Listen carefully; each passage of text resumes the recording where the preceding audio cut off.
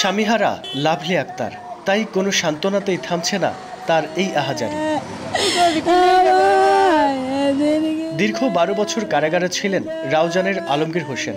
গত বছরের 5 আগস্টের পর জামিনে মুক্তি পান তিনি। গেল শনিবার বিকেলে পারিবারিক একটি অনুষ্ঠান শেষে বাসায় ফিরছিলেন। পথে কাইকুবাদ মসজিদের সামনে প্রকাশ্যে তাকে লক্ষ্য করে গুলি করে পালিয়ে যায় দুর্বৃত্তরা।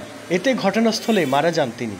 কারা কী কারণে হত্যা করেছেন স্বামীকে, সেই উত্তর খুঁজছেন লাভলি আক্তার। জেলে ছিল 17 বছর, বের হয়ে 9 মাসে থাকতে দেয় নাই। আমার হাজব্যান্ডকে আমার থেকে কেড়ে নিচ্ছে, আমি কি করে থাকবো বলেন? আমার ছেলের নিরাপত্তা দেন, আমার মেয়ের জামার নিরাপত্তা দেন। যুবদলের রাজনীতির সাথে জড়িত ছিলেন আলমগীর। বিএনপি চেয়ারপারসনের উপদেষ্টা ও সাবেক সংসদ সদস্য গোলাম আকবর খন্দকারের অনুসারী হিসেবে পরিচিত তিনি। খুনিদের দ্রুত গ্রেফতার দাবি উপজেলা বিএনপি সভাপতির। রাউজানে এই পর্যন্ত প্রায় 17 জন মানুষ মারা গেছে। এগুলোর পিছনে কারা আছে, কারা দায়ী, এগুলো তদন্ত করে বের করা দরকার। বিশেষ করে এই হত্যাকাণ্ডের আমরা বিচার চাই। এর পিছনে যেই থাকুক না কেন, যেই গডফাদার থাকুক না কেন, আমরা চাই নিরপেক্ষ বিচারের মাধ্যমে, নিরপেক্ষ তদন্তের মাধ্যমে তাদেরকে বিচারের আওতাধীন করে আনা।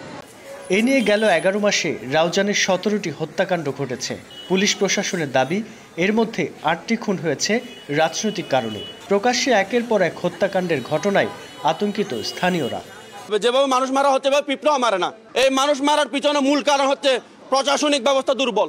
রাউজানের যে পরিস্থিতি হয়েছে 1 বছরের মধ্যে, এরকম 17-18 বছরের মধ্যে এরকম খুন খারাপে হয় নাই। যদিও পুলিশ বলছে হত্যার ঘটনায় তদন্ত চলছে, দ্রুতই উদ্ঘাটন হবে রহস্য।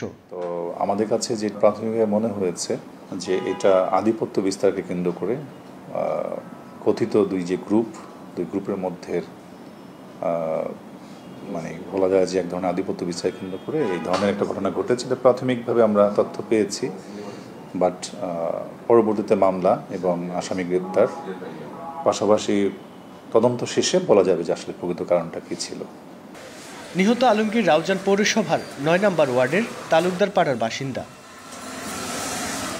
রুকন উদ্দিন, স্টার নিউজ, চট্টগ্রাম।